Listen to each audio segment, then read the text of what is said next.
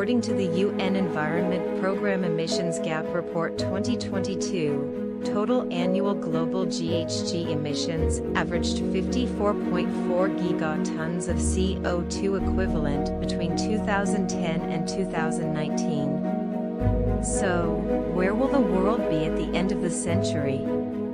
How far are we from the 1.5 degrees Celsius target? What will the world be like if we fail to attain the 1.5 degrees Celsius target?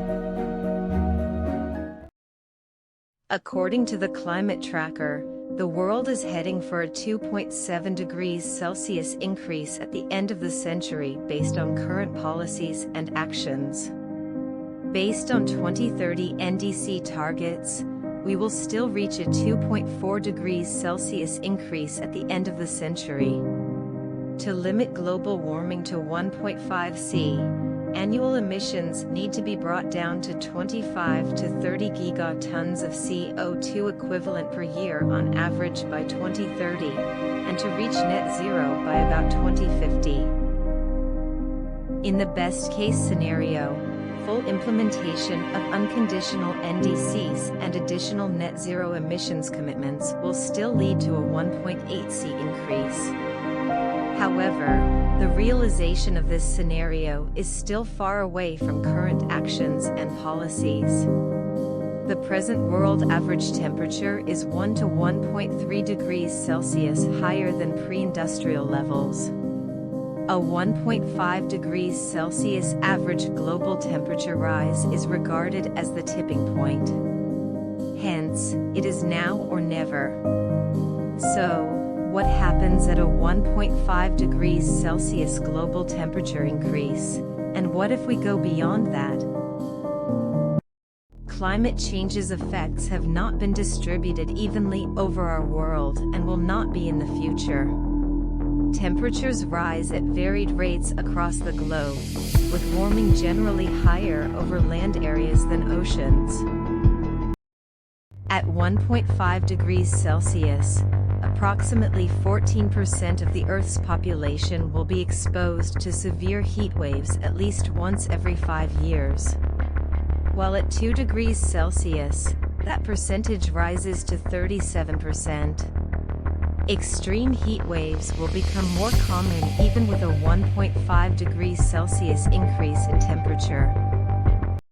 At a 1.5 degrees Celsius increase, the world will endure an average of 2 months of drought, with a 41% increase in burnt areas and wildfires. At 2.0 degrees Celsius, the typical drought period will be extended to 4 months, with a 62% increase in burnt area in wildfires. At 3 degrees Celsius warming, the average drought period is expected to extend to 10 months, with a 97% increase in burnt areas in wildfires. Furthermore, at 1.5 degrees Celsius, the sea level would have risen by 48 centimeters, displacing 46 million people. At 2 degrees Celsius warming, the sea level is expected to have increased by 56 centimeters. At 3 degrees Celsius, the Greenland ice sheet will be close to complete melting, and sea levels will rise by 7+ meters. At 4 degrees Celsius, the sea level rise will be about 9 meters, threatening 410 to 760 million people. With a 2 degrees Celsius increase, 35 to 47% of the Arctic's permafrost would thaw by 2100. If warming is limited to 1.5 degrees Celsius, the extent of thawing permafrost decreases to approximately 21 to 37% of the total permafrost area.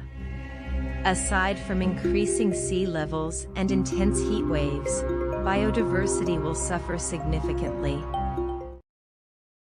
At 2 degrees Celsius warming, 18% of insects globally, 16% of plants and 8% of vertebrates are projected to lose more than half of their numbers.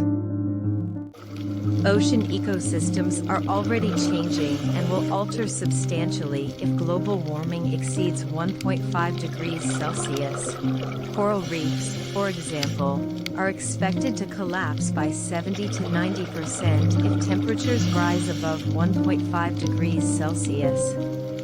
More than 99% of coral reef losses are projected with an extra half degree of warming.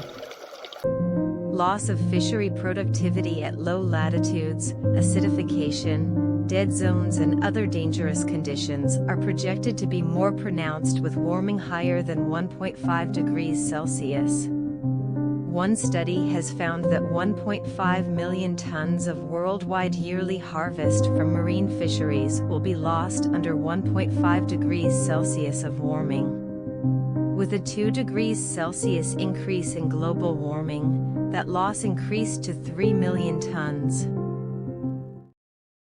Every bit of effort to bring down global warming matters. Global warming at 1.5 degrees Celsius or more increases the likelihood of irreversible effects, with 1.5 degrees Celsius being the critical tipping point.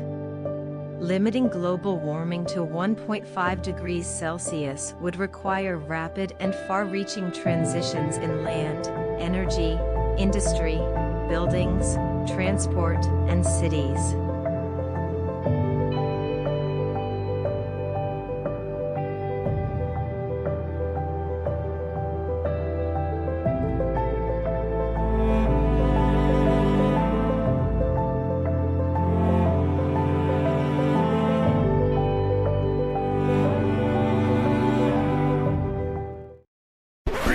Created using Powtoon.